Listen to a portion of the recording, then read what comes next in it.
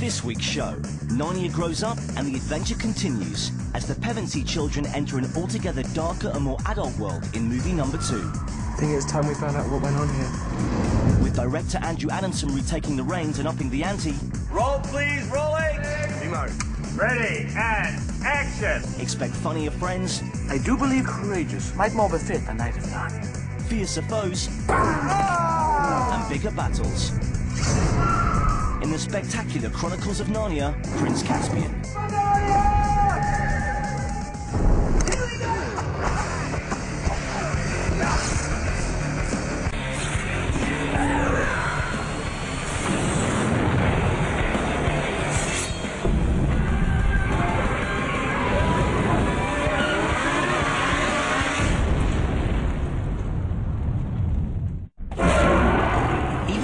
Backdrop of King Kong's menacing roar, Narnia's first installment, The Lion, the Witch and the Wardrobe, raked in an icy cool $744 million at the 2005 box office. Sequel, anyone?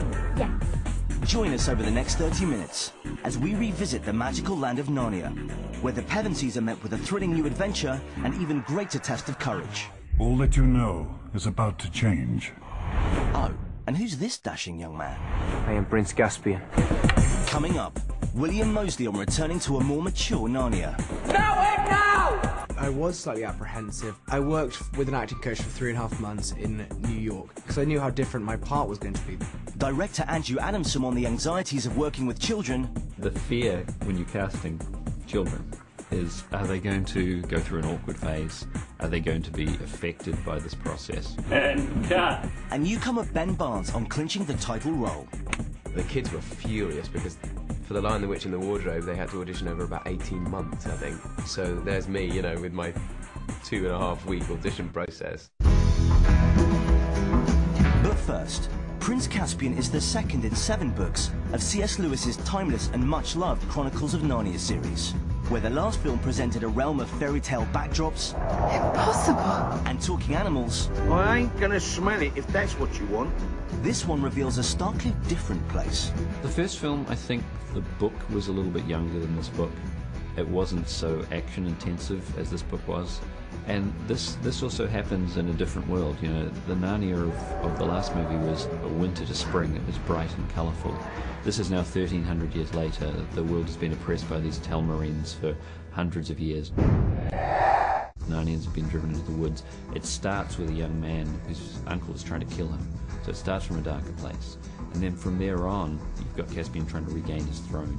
You've got the Pevenseys trying to kind of relive their glory days in a world that's completely changed. I don't remember any ruins in Narnia.